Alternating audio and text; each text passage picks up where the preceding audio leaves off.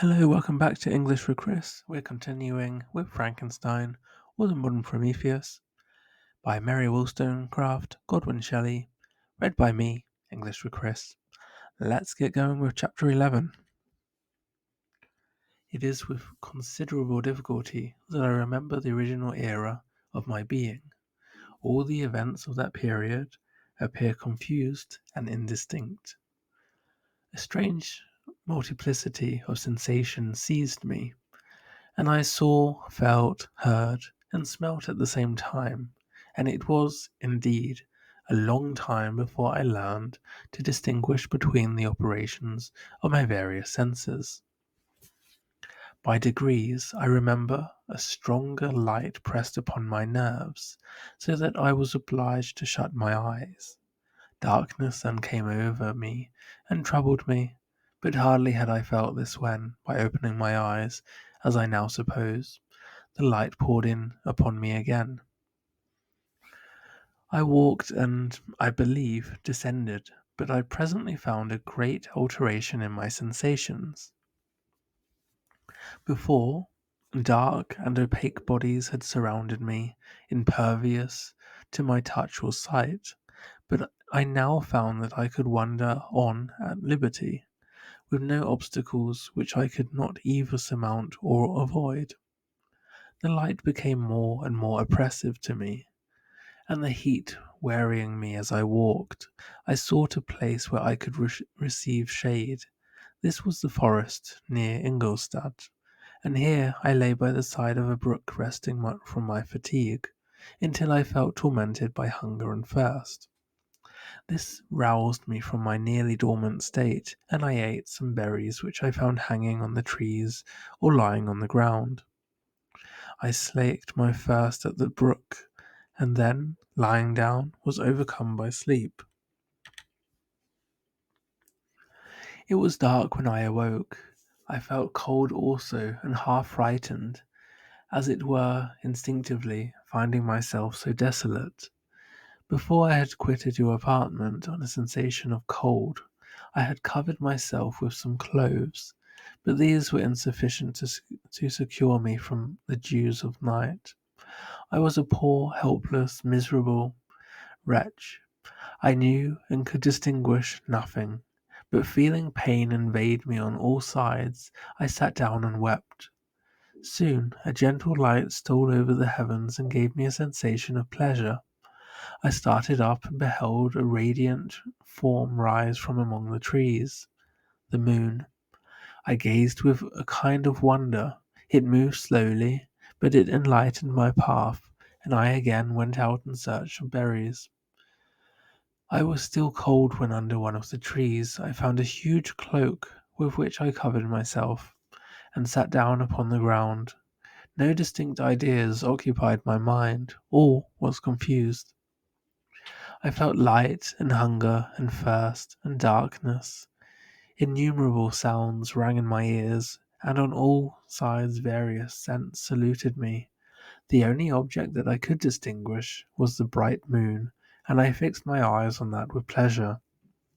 Several changes of day and night passed, and the orb of night had greatly lessened, when I began to distinguish my sensations from each other. I gradually saw plainly the clear stream that supplied me with drink, and the trees that shaded me with their foliage. I was delighted when I first discovered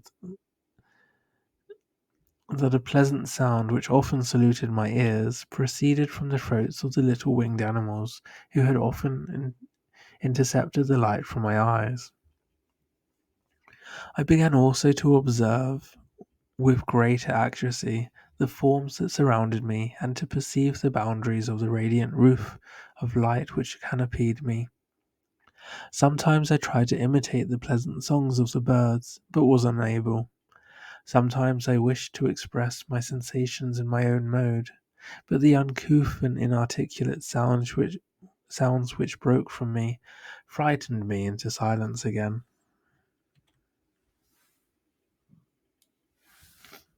The moon had disappeared from the night, and again, with a lessened form, showed itself, while I still remained in the forest. My sensations had by this time become distinct, and my mind received every day additional ideas. My eyes became accustomed to the light and to perceive objects in their right forms. I distinguished the insect from the herb, and by degrees one herb from another. I found that the sparrow uttered none but harsh notes, whilst those of the blackbird and thrush were sweet and enticing. One day, when I was oppressed by cold, I found a fire which had been left by some wandering beggars, and was overcome with delight at the warmth I experienced from it. In my joy I thrust my hand into the live embers, but quickly drew it out again with a cry of pain. How strange, I thought, that the same cause should produce such opposite effects. I examined the materials of the fire, and to my joy found it to be composed of wood. I quickly collected some branches, but they were wet and would not burn. I was pained at this and sat still watching the operation of the fire. The wet wood which I had placed near the heat dried and itself became inflamed. I reflected on this, and by touching the various branches, I discovered the cause and busied myself in collecting a great quantity of wood, that I might dry it and have a plentiful supply of fire. When night came on and brought sleep with it, I was in the greatest fear lest my fire should be extinguished. I covered it carefully with dry wood and leaves, and placed wet branches upon it, and then, spreading my cloak, I lay on the ground and sank into sleep. It was morning when I awoke, and my first care was to visit the fire.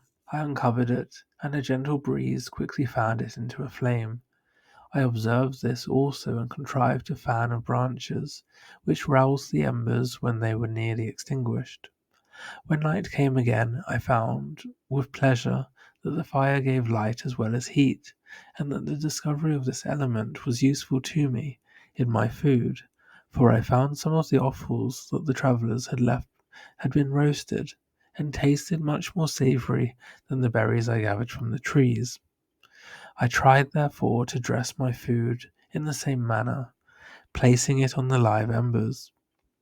I found that the berries were spoiled by this operation, and the nuts and roots much improved. Food, however, became scarce, and I often spent the whole day searching in vain for a few acorns to assuage the pangs of hunger. When I found this, I resolved to quit the place that I had hitherto inhabited, to seek for one where the few wants I experienced would be more easily satisfied.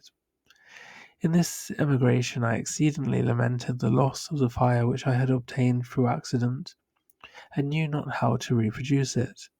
I gave several hours to the serious consideration of this difficulty, but I was obliged to relinquish all attempt to supply it, and wrapping myself up in my cloak, I struck across the wood towards the setting sun. I passed 3 days in these rambles, and at length discovered the open country. A great fall of snow had taken place the night before, and the fields were of one uniform white. The appearance was disconsolate, and I found my feet chilled by the cold, damp substance that covered the ground. It was about 7 in the morning, and I longed to obtain food and shelter. At length I perceived a small hut on a rising ground, which had doubtless been built for the convenience of some shepherd. This was a new sight to me, and I examined the structure with great curiosity.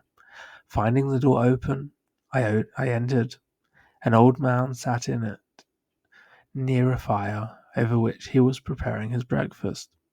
He turned on hearing a noise, and perceiving me, shrieked loudly, and quitting the hut, ran across the fields with a speed of which his debilitated form hardly appeared capable. His appearance different from any I had ever seen before, and his flight somewhat surprised me. But I was enchanted by the appearance of the hut. Here the snow and rain could not penetrate. The ground was dry, and it presented to me, then, as exquisite and divine a retreat as pandemonium appeared to the demons of hell after their sufferings in the lake of fire. I greedily devoured the remnants of the shepherd's breakfast, which consisted of bread, cheese, milk, and wine. The latter, however, I did not like. Then, overcome by fatigue, I lay down among some straw and fell asleep. It was noon when I awoke, and allured by the warmth of the sun, which shone brightly on the white ground, I determined to recommence my travels, and depositing the remains of the peasant's breakfast in a wallet I found, I proceeded across the fields for several hours, until at sunset I arrived at a village. How miraculous did this appear! The huts, the neater cottages, and stately houses engaged my admiration by turns. The vegetables in the gardens, the milk and the cheese that I saw placed at the windows of some of the cottages, allured my appetite. One of the best of these I entered, but I had hardly placed my foot within the door before the children shrieked and one of the women fainted. The whole village was roused. Some fled, some attacked me, until, grievously bruised by stones and many other kinds of missile weapons, I escaped to the open country and fearfully took refuge in a low hovel, quite bare and making a wretched appearance after the palaces I had beheld in the village. This hovel, however, joined a cottage of a neat and pleasant appearance, but after my late dearly bought experience, I dared not enter it. My place of refuge was constructed of wood, but so low that I could with difficulty sit upright in it.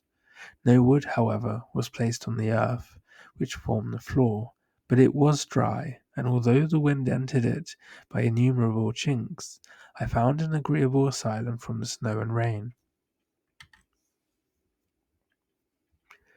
Here, then, I retreated and lay down, happy to have found a shelter, however miserable, from the inclemency of the season, and still more from the barbarity of man.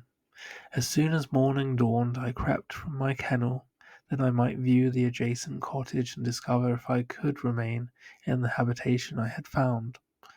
It was situated against the back of the cottage, and surrounded on the sides, which were exposed by a pigsty and a clear pool of water.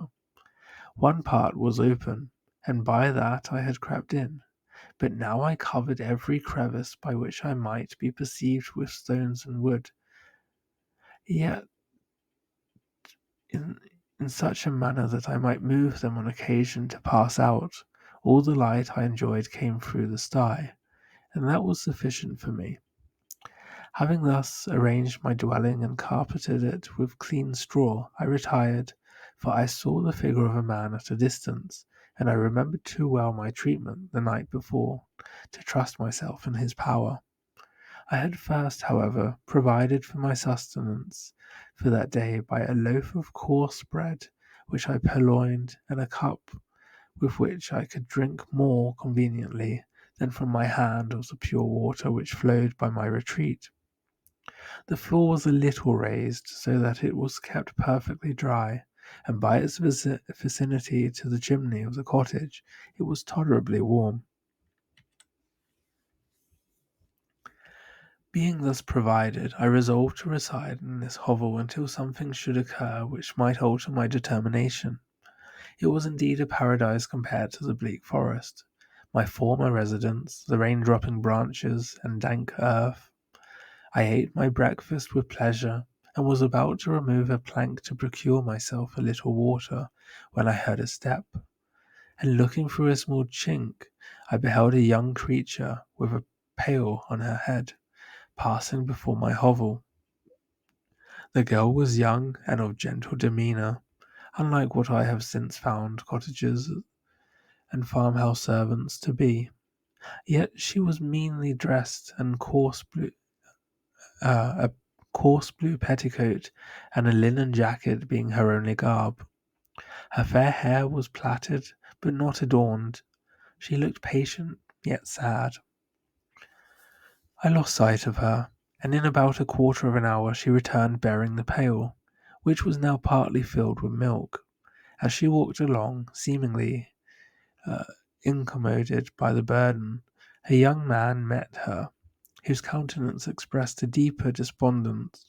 Uttering a few sounds with an air of melancholy, he took the pail from her head and bore it to the cottage himself. She followed, and they disappeared. Presently I saw the young man again, with some tools in his hand, cross the field behind the cottage, and the girl was also busied, sometimes in the house and sometimes in the yard. On examining my dwelling, I found that one of the windows of the cottage had formerly occupied a part of it, but the panes had been filled up with wood. In one of these was a small and almost imperceptible chink through which the eye could just penetrate. Through this crevice a small room was visible, whitewashed and clean, but very bare of furniture. In one corner, near a small fire, sat an old man, leaning his head on his hands in a disconsolate attitude. The young girl was occupied in arranging the cottage, but presently she took something out of a drawer, which employed her hands, and she sat down beside the old man, who, taking up an instrument, began to play and to produce sounds sweeter than the voice of the thrush or the nightingale. It was a lovely sight, even to me, poor wretch who had never beheld aught beautiful before. The silver hair and benevolent countenance of the aged cottager won my reverence, while the gentle manners of the girl enticed my love. He played a sweet mournful air which I perceived drew tears from the eyes of his amiable companion, of which the old man took no notice, until she sobbed audibly. He then pronounced a few sounds, and the fair creature, leaving her work, knelt at his feet. He raised her and smiled with such kindness and affection that I felt sensations of a peculiar and overpowering nature. They were a mixture of pain and pleasure, such as I had never before experienced, either from hunger or cold, warmth or food, and I withdrew from the window, unable to bear these emotions. Soon after this, the young man returned, bearing on his shoulders a load of wood. The girl met him at the door, helped to relieve him of his burden, and taking some of the fuel into the cottage, placed it on the fire. Then she and the youth went apart into a nook of the cottage, and he showed her a large loaf and a piece of cheese. She seemed pleased and went into the gardens for some roots and plants, which she placed in water and then upon the fire. She afterwards continued her work, whilst the young man went into the garden and appeared busily employed in digging and pulling up roots. After he had been employed thus about an hour, the young woman joined him, and they entered the cottage together. The old man had, in the meantime, been pensive, but on the appearance of his companions he assumed a more cheerful air, and they sat down to eat. The meal was quickly dispatched. The young woman was again occupied in arranging the cottage. The old man walked before the cottage in the sun for a few minutes, leaning on the arm of the youth. Nothing could exceed in beauty the contrast between these two excellent creatures. One was old, with silver hairs and a figure, and a countenance beaming with benevolence and love. The younger was slight and graceful in his figure, and his features were moulded with the finest symmetry, yet his eyes and attitudes expressed the utmost sadness and despondency. The old man returned to the cottage, and the youth, with the tools different from those he had used in the morning, directed his steps across the field. Night quickly shut in, but to my extreme wonder, I found that the cottagers had a means of prolonging light by the use of tapers, and was delighted to find that the setting of the sun did not put an end to the pleasure I experienced in watching my human neighbours. In the evening, the young girl and her companion were employed in various occupations which I did not understand, and the old man again took up the instrument which produced the divine sounds that had enchanted me in the morning. So soon as he had finished, the youth began, not to play, but to utter sounds that were monotonous, and neither resembling the harmony of the old man's instrument, nor the songs of the birds. I since found that he read aloud, But at that time I knew nothing of this science of words or letters. The family, after having been thus occupied for a short time, extinguished their lights and retired, as I conjectured, to rest. Thank you everyone for sticking through that one. That was a longer chapter this time. I would like it if you would be able to leave a like. I would love it if you could do that. Maybe subscribe or comment. Let me know what you thought of this particular chapter. If there were any words that you didn't know, let me know. Maybe we can do something on those. Anyway, I hope you enjoyed. Take care. Enjoy the rest of your weekend or whenever you're listening to this one. And I hope to see you again soon. Okay, bye for now. Bye bye.